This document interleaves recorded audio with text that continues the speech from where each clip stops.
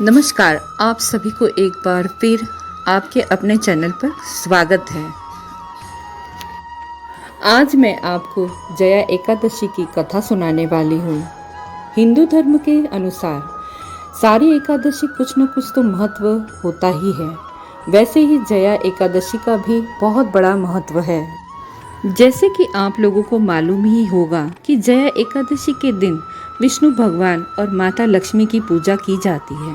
जो लोग ये उपवास करते हैं वो भगवान विष्णु और माता लक्ष्मी से सुख शांति और आशीर्वाद मांगते हैं। कहते हैं जया एकादशी की कथा बोलने और सुनने से पूजा सफल हो जाती है। जया एकादशी के विषय में एक कथा प्रचलित है।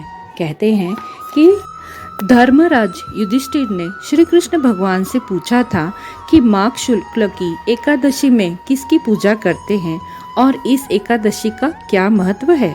इस पर श्री कृष्ण भगवान कहते हैं माघ शुक्ल की एकादशी में जया एकादशी को करते हैं।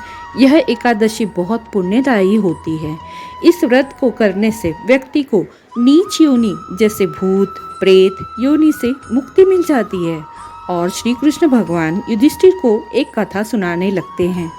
कथा इस प्रकार थी कि स्वर्ग में उत्सव चल रहा था और उसी उत्सव में सभी देवता और सभी संत और दिव्य पुरुष विराजमान थे।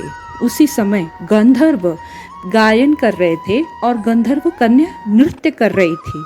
उस समय माल्यवन नाम की एक गंधर्व और पुष्पवती नाम की एक गंधर्व कन्या थी और स्वर्ग में बहुत बड़ा नृत्य चल रहा था। उसी नृत्य में पुष्पवती की नज़र माल्यवन पर पड़ गई और वो मोहित हो गई और सभा की मर्यादा भूल गई और सभी ऐसा नृत्य करने लगी कि माल्यवान उसकी ओर आकर्षित हो जाए और माल्यवान भी उस गंधर्व कन्या से आकर्षित होने लगे और वो सुध-बुध खो गए और गायन की मर्यादा भूलने लगे, जिसकी वजह से उनके सुर और ताल बिगड़ गए। यह देखकर इंद्रदेव को बहुत गुस्सा आया और इंद्रदेव ने माल्यवंत और पुष्पावती को श्राप दे दिया कि वह स्वर्ग से वंचित हो जाएंगे और पृथ्वी पर निवास करेंगे और नीच योनि में जाएंगे और पिशाचिनी योग भोगेंगे।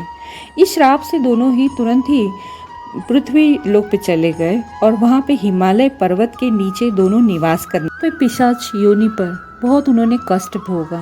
वहाँ खाना भी नहीं था, पानी भी नहीं था और बहुत सारा दुख भोगते हुए एक दिन वे फलाहार पर रहे। रात्रि के समय दोनों को बहुत ठंडी लग रही थी, इसलिए वो रात भर जगे थे।